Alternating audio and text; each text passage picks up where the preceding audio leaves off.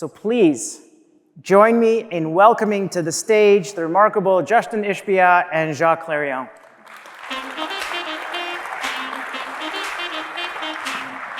Good man. Thank you.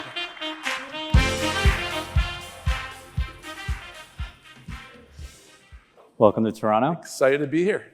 So you literally pulled up outside of this building 30 seconds before Mo went on stage. So we're just going to keep the train moving and get right into it.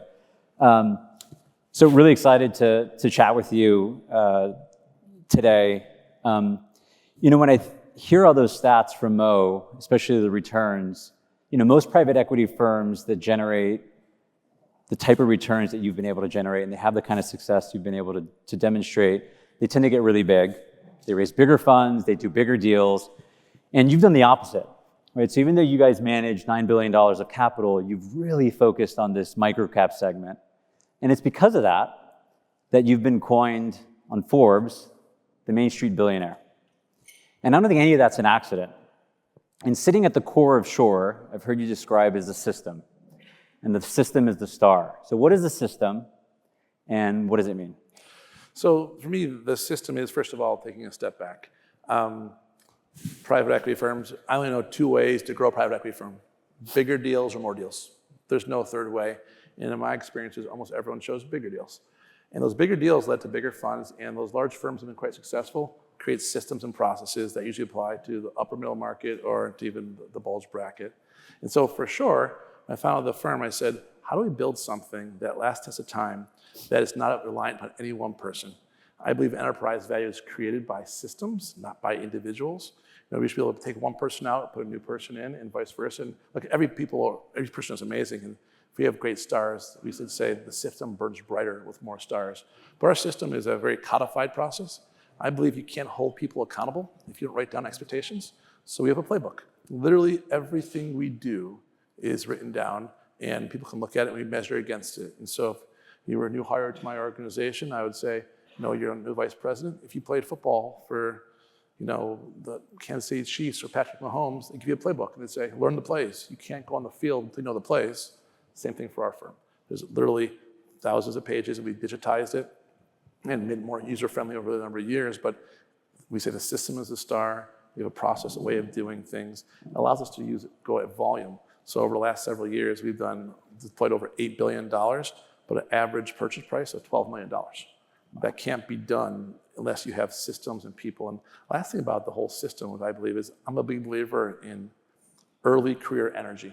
In order to get the best young talent, I think they want a super long leash with appropriate check-ins. And I think they have the system that is the check-ins. I think the best want to know what I can and can't do. If it's written down, expectations are set, I say, go be creative within those rules and execute. And so the system is our playbook. It's the whole process written down between, we always say industry management company is how we think about things.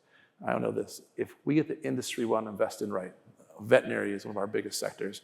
If we get that right, I get the right CEO, 90% chance we do really well. So to me, it's a big effort on picking the right sub-niche, and then it's picking the right CEO and CFO.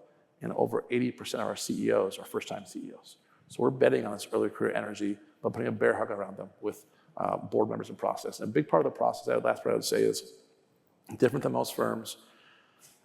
Every time we buy a business, we add 5 to 7 independent board members to the board of directors. And they each have their own lane and expertise. And so like to say, we build boards like basketball teams. I don't want 5 point guards. I want a point guard, a power forward, a center. And usually it's 2 individuals who've run a business in the exact same sector, but 3 or 4 times the size. So they've seen the journey. And then it's an individual who's a voice of the customer. So if I have a bakery, I want to have someone who is a buyer at Whole Foods. I have a voice of the supply chain. So in some industry, like the veterinary industry, the supply chain is the veterinarians. So I want a veterinarian on the board who knows what veterinarians care about. I want a functional discipline expert, usually a CFO, who knows what good looks like for that industry. What are the metrics that make sense? And 1 or 2 others that can add value around the ecosystem. So I would say industry management company is the system. Spending time on picking the right business sector, get a right early career energy CEO, really strong board of directors, and buy relatively small companies, then aggregate and get them to a certain size and scale. And I know there's a very hungry upper middle market private equity firm ecosystem, that if you get something to 30, 40, or 50 EBITDA, they're going to pay premium valuations. And we're building something, buying them usually at a price point that is appropriate for a non-scaled business. That's great. Before the system existed, you were out hustling, trying to put those first deals together. So take us back, even before where you are today with billions of dollars under management, hundreds of portfolio companies. What are those early formative experiences that you had with your founders, your co-founders, that kind of shaped how you thought about Shore today? My dad always taught me the harder you work, the luckier you get. And so those early days, we spent a bunch of time and effort. So I'm a recovering CPA and recovering lawyer. And those are great professions, but definitely recovering from both of those. I worked for another private equity firm for a few years. And I left, to go start my firm because a mentor of mine who's now passed away, he told me that one simple statement I never forgot: when it's a great time to invest, it's a bad time to fundraise, and vice versa. And so in 2009, I didn't know it was the bottom, but I knew it was close to the bottom of a recession. I said, I got to start now. I can't wait till 3 more years. When I was 31 when I started. I can't wait when it's easier and I'm further on my journey. I got to go when it's a good time to invest. And so my very first vehicle was a $10 million vehicle. Literally went knocking around doors in Chicago to different traders, law firms, PE firms, people I met in my network, and we aggregated $10 million to do our very first deal. And in those early days, I would tell people, we were betting our careers on ourselves. First office, 1,200 square feet, found it on Craigslist, different colored carpet in the office, used furniture. My business partner, Ryan, likes to tell the story that when we went and got our first office furniture, we went to a used furniture store on the west side of Chicago, rented a U-Haul, and I went over there to pick up the stuff. And we were there, and the conference room table that we were going to get was gone. They had an alternative one for us, and we agreed upon $120 for that conference room table. And he still this day says he was so embarrassed when I negotiated the guy down to $80 after he did $120. But that's what we had to do. I told people that I have a mentality of small offices, big houses one day, and focus on the now and the present. And the last thing about the early days is, people used to say back then to me, how are you going to scale this? How are you going to build something big? You can't do this forever. I said, I don't care about 2024. I needed to get my first 3 investments right, have great outcomes. I'll worry about the system and scale later. You got to get it right from the beginning. And it's a people business, right? And so we didn't spend money on resources on desks or office space that looked pretty. People said, well, investors, will they look silly coming in your office? I said, I don't care. The right investors will see what we're doing here, and I'm putting all the resources I have into this associate and this analyst and this vice president. I think that's how you build something from the ground up. And I think if you do it the right way, people pay attention. But it doesn't happen overnight. In 2009, everyone says it's easier back then. Start today, it's easy in 2009. Well, in 2009, it felt really hard, and 2000 it seemed very easy.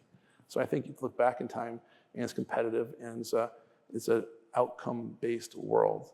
And the last thing I'd say on this topic is, when I communicate we have now about 175 investment professionals in Chicago, and I communicate to my analysts and associates. They say, how do you get ahead? How do we do well here? I say, if you're an analyst or an associate, you have one real job for me here: attention to detail. Get everything right. If you get in college, if you got 99 out of 100 on your exam, that's called an A, and my firm is called an E. You failed if you got 99 out of 100 cells right because one messed up. So job at that age, attention to detail. My vice presidents and principals get paid for one thing: it's judgment, making good decisions with the facts presented in front of you. But partners, different ballgame. It's not about judgment or attention to detail, it's outcomes.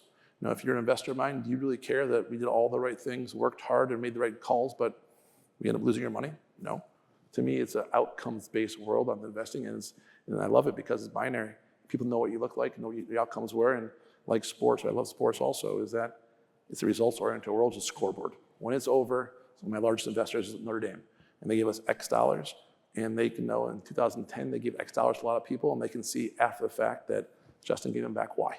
And I think that's one of the things, the competitive nature of that. I love that part of the business. All right, so let's bring all that to life. So you've actually you've deployed capital, you've executed, you've built the system, you got off the ground early days. So let's pick a platform that I think embodies Shore. Sure. And how you think about investing. We've talked about the veterinary space. That seems like maybe you go there. So our approach, before we buy, we research sectors, if you want to be. We build what we call a roadmap. It's like an industry white paper. So, pros and cons of the industry, the trends, whatever it may be, but it goes beyond just those sectors, just the pros and cons. We spend a lot of time, who is the Mount Rushmore of companies in that industry? Who do people believe to be the best in that industry as far as company-wise? And then who is the Mount Rushmore of executives? Oftentimes those are retired. We try to get to those people and understand what they believe where the puck is going in that industry. And so it's very much of a focus on pick the right industry. Then we go to industry conferences. We've done 68 platform investments, almost all of them proprietary platform investments, because we're going to industry conferences, not where the investment bankers are. I'm going to the Veterinary Association of America conference and Billions Little Business. So you pick the sector. In veterinary, back in 2009 and 10, we thought veterinary was a really good space to be. One of the things that triggered me was that I was talking to multiple private equity firms. They kept telling me anytime they saw a veterinary deal, they were very intrigued by it, but it was selling for a really high price. They didn't want to pay that price. So I said, okay, I'll go one step back in the food chain and I'll start small. But our process lends itself to go and find the board of directors first. So very early days, we kind of qualified the veterinary sector. We learned who was the kind of the Mount Rushmore of that industry. We were able to recruit a retired veterinarian who built the biggest veterinary company in the US, and he was retired and he joined the board. I recruited somebody who was formerly at the largest veterinary company in the US, their head of M&A. So he knew what deal structure used to look like. Recruited others who had very similar experience. So our process was pick the industry, I got this board, and then we got our very first business and we sourced it. It was all the time. I sent emails to people in our network. I said, does anyone know a veterinarian who you think is also a astute business person? And my law school best friend wrote me back saying, yeah, actually my buddy Jay, who you met years ago, he's a veterinarian. He has 2 locations in Birmingham, Alabama. I said, great. And so I ended up flying down there to meet Jay, get a warm introduction. Jay pulls up in a light blue pickup truck, literally, straight out of central casting for Southern gentlemen. As humble as they can be, literally ate a bologna sandwich at the lunch. I'm not exaggerating. And that first deal, we partnered with Jay. It was a vision to build something special. It was $5 million of revenue. It was $1 million of EBITDA, a very small business. He was a veterinarian still practicing. And the vision was to become the premier veterinary company in the US, which is a long way to go from $5 million of revenue. But now over a number of years, 10 years now, the business is $2.7 billion of revenue and $500 million of earnings, 16,000 employees, and we've done over 400 acquisitions there. And it was because once you got in the sector and we had a great leader, I know we got the sector right. We got some secular tailwinds from the veterinary space.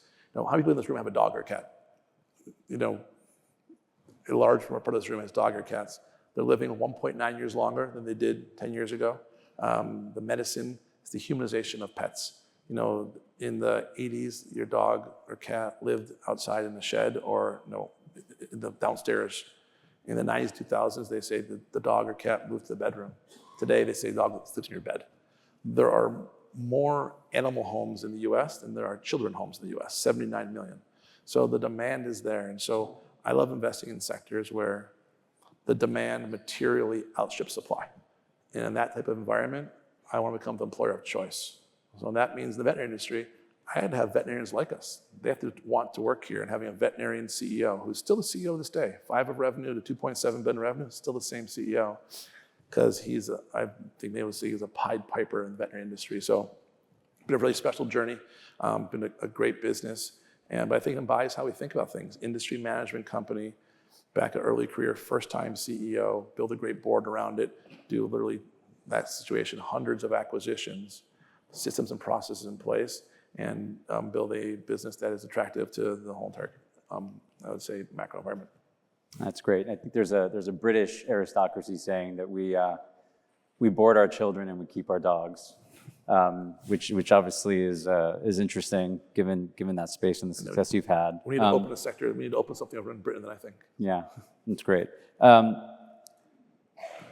heard there's a policy at your firm where if 3 or more people get together for dinner, you'll always cover dinner for them. And I think that what that says to me is a really high level of intentionality and thought around team and culture. And so how do you think about incentivizing talent, retaining talent, building your team? And how do you think about it? Yeah, so my view is that this is a people business. End of the day, if you're a seller of your business to us, you're not partnering at the name of the door. There's a person behind it. You have to have trust in that person. The worst thing you can have is turnover. If you thought you partnered with Justin, if you partnered with Steve, like that is not what you wanted. And so I wanted to create a place where the best wanted to be for the long term. And I learned from prior experiences being at law firms and other places. I think of a lot of times what not to do, and I try to put in place what we wanted to do. And so I would say try and play people. I would say 10% approximately above market compensation, which is I think can be costly, but I'm really looking for the outliers. And I also, that compensation though would be oftentimes over half that in equity. The guys that started the firm with me, I told them that I won't promise you the final decision, what we do here at Shore always, but I'll promise you a voice in the room and a seat at the table. And I think people want to be heard. And so on the cultural part of it for me, I personally believe that people don't quit their friends.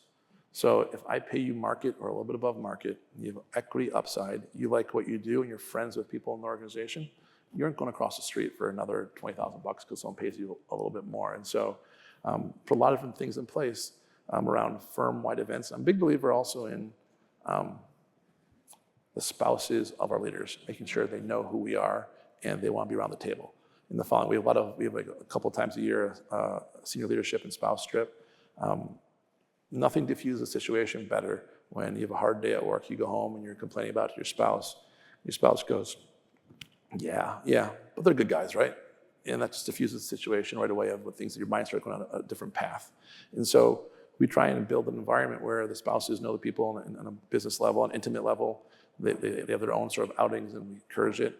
If anyone in the whole entire Shore ecosystem, 3 of them do anything together, we'll pay for it, whatever you want to do, encourage you guys to become friends with each other. And I think over 15 years, we've never had one person leave my firm for any reason, period, who's been more senior than an associate. I've had associates go to business school, but if you're a vice president, a principal, or partner at my firm, there's been 0 turnover in 15 years. Wow. And I think that sort of continuity attracts more talent to the organization. Compensation's got to be right, the upside's got to be right, and the autonomy. End of the day, I believe, as I said before, the best people do not want to be told to do. They want long-term goals, and we're managed by goals. And how we manage the firm is I sit down with the senior leaders and they cascade it down. What are your goals for the year? We check in June and review it again in December. 8 to 10 goals, green, yellow, red. Are you doing what you say you're going to do? Are we executing against that? And it's a very high bar to get into that senior leadership team in my firm. But if you get there, you're part of the family, and we'll do whatever we can to make sure you're taken care of and have a prosperous career. So shifting away from Shore, I know you've been on the board of trust for Vanderbilt University since 2021. Has that shaped how you think about investing personally? So what are you doing outside of Shore? Of course, I'm sure a lot of your capital is invested alongside your partners, but what are you doing outside of that to the extent you are? Are you picking managers? How are you thinking about allocating capital? So outside of Shore, I'm a big believer of the sports ecosystem. We can touch on the Phoenix Suns, but in a little bit. And we'll go there for sure. We'll go there, but more the sports theme to me is not just about the Phoenix Suns. I personally believe AI is to change the world. I mean, I think it's be analogous from the radio to the television. I think that's a huge jump, how people behave and how humans interact. I don't believe we're going to work harder, and I don't believe we're going to be much more productive in a meaningful way. I think we're going to work less. My view of the world, leisure is going to go up, and productivity will be 10, 20% higher than it is today in lots of environments. So I won't be surprised we're sitting here in 15 years, and the 4-day work week is the norm. And if that's the case, that means there's approximately 50% more leisure time for humans. And so if that's the case, what are they going to do? More golf, more movies, more sporting events. So I'm personally investing a lot of personal capital in things that I believe are best-in-class leisure environments that are top of the market, are differentiated. I think that's a place that will not go away. I view whether it's sports teams or things that are best in class, I view that as IP that is the best in class real estate in the world. In the corner of State and Main in New York City, whatever it may be, that is what I think a lot of sports, I would say, is. I think that's bucket one where I spend a lot of time investing. And quite frankly, the rest of my public market investing, a lot of times, it's a lot of ETFs. There are people who are better at their job than I am. I'm picking the right companies. Now, if I have an inside knowledge of, I worked with you in the past, and I know you're a star and you're a senior leader there, and that's different. That's unique. I say it's more bespoke.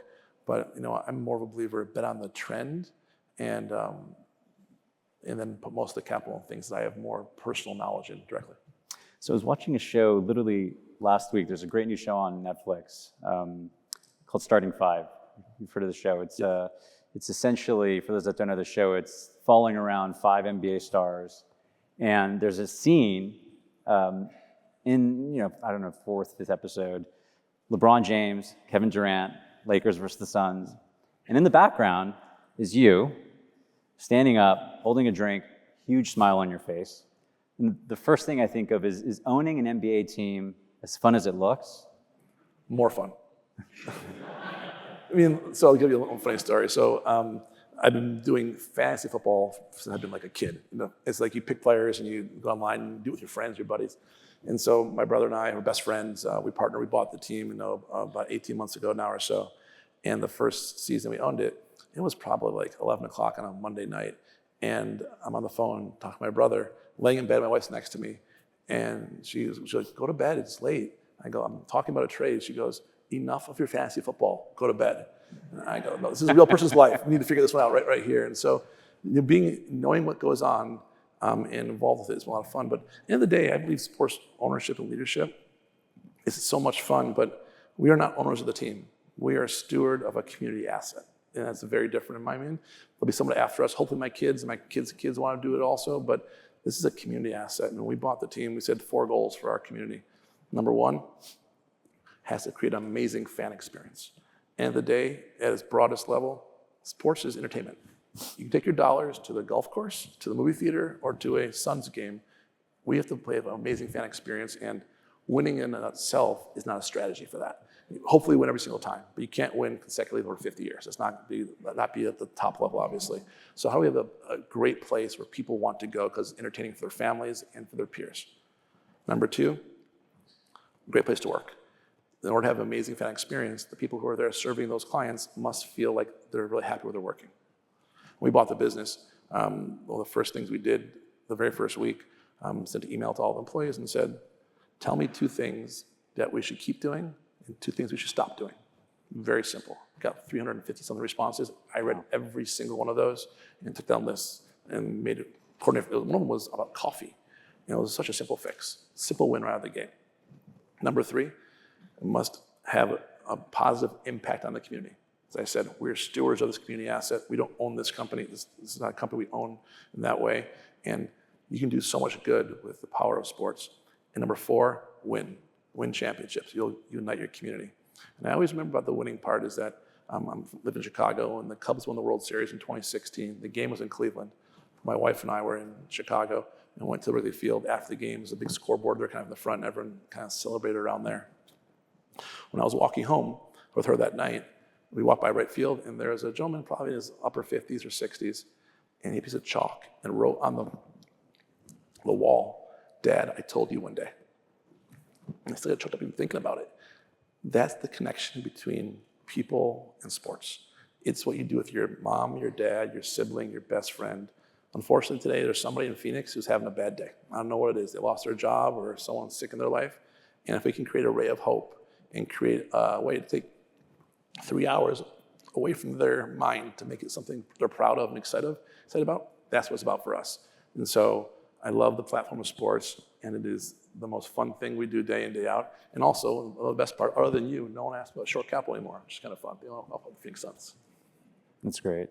So I guess drawing a parallel between your 2 worlds. So owning a sports franchise, like what principles of owning a sports franchise can we draw for business generally? Yeah.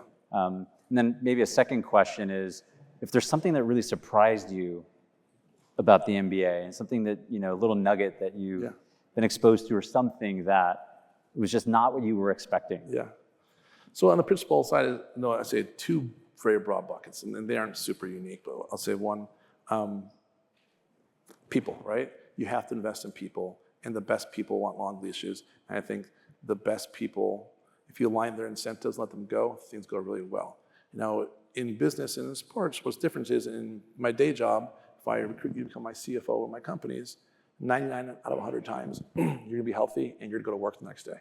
In sports, it's a very different dynamic. Sports is harder in that capacity because you can do everything right, and a ball breaks the wrong way, you hurt your ankle. So people our most important assets. That's kind of a core value. And one thing that seems so simple, a mentor says to me when I was young, be kind. And it sounds like, oh, obviously, tell me the real secret to what you're trying to do. And I view being kind as almost like a dog whistle.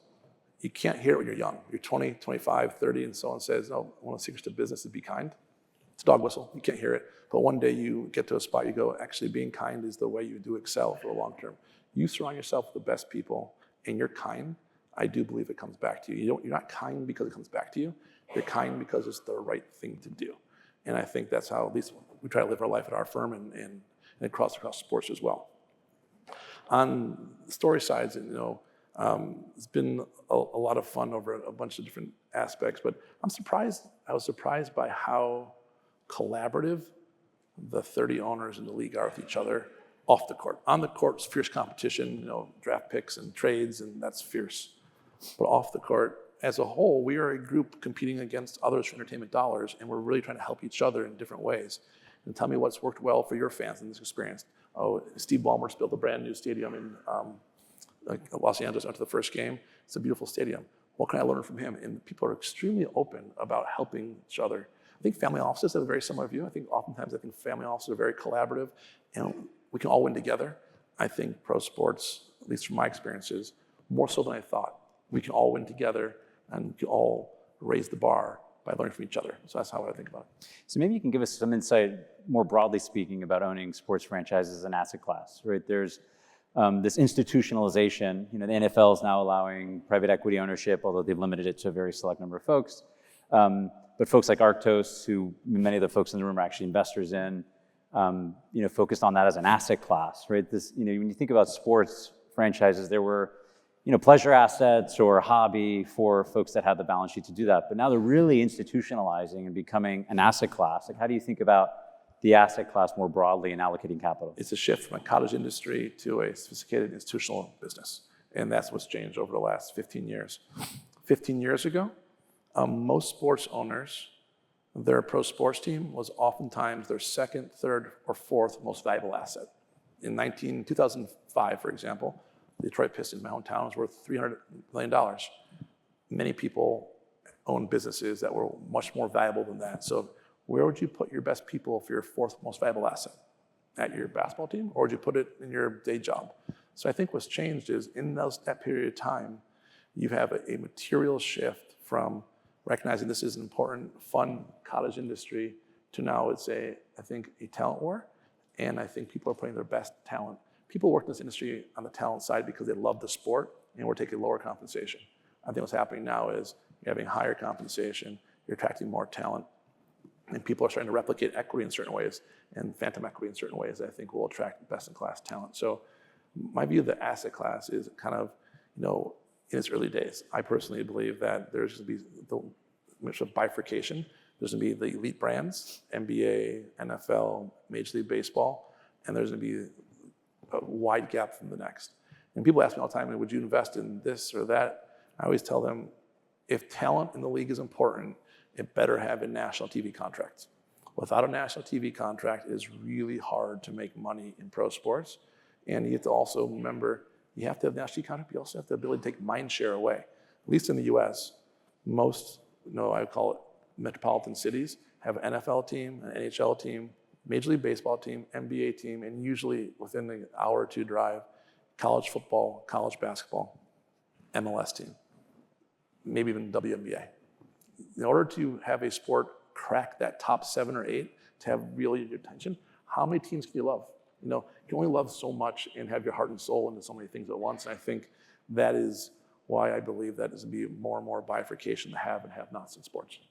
So I think we have time for one more question, so we'll keep it relatively brief. But a lot of the folks in the room have operating businesses or they have family offices, and they're working with family members, and which presents its own set of challenges and dynamics. You and your brother are intimately involved in the Suns franchise. Any advice for folks that are navigating working with family in meaningful assets like that? I think clarity is super important. Matt and I are best friends since we've been kids. When I was little, my dad used to tell us, we used to literally be driving places. He'd say, who's your best friend? And we'd say, my brother. He says that over and over again. When we decided to go in the NBA, Matt played college basketball, and we were clear from the very beginning. He's in charge for our family on basketball. Like, I know if him and I disagree upon something, there isn't a vote. It's Matt gets to decide. And so I think extreme clarity to the nth degree. I love baseball. And hopefully we'll be fortunate enough to be a Major League Baseball team owner one day as well. And to be clarity, I will be the leader of that. And so I don't think in family dynamics, when you have ambiguity, it's very good. And secondly, it's something that him and I do, and him and I talk all the time, like literally text 100 times a day and talk all the time. We have a standing call every other Monday for a half hour. It's an agenda to talk about things we want to talk about. You know, it allows us to like be able to put things to that moment. So if we're talking about our kids one day, and he's like, "Oh, tell me about the CFO we just hired." I'm like, "That's important, but we're talking about something else. Is that an urgent matter? If not, let's put it to our agenda because we're talking in 2 weeks about that." So I think it allows us to have our family and our brother relationship and not have it all move to just business. We tell business all the time, but I think the clearness of how we're operating, and I think having a standing sort of placeholder for time with him alone that we can talk about business matters allows us to reframe our social time together, be brothers, but also have the business overlay in other moments. That's great. We've hit our mark. I can't thank you enough for your generosity with your time to be here. And we'll be cheering you guys on from the sidelines. We'll take all help we can get. Thank you much for the opportunity. I really appreciate it. Thank you, guys.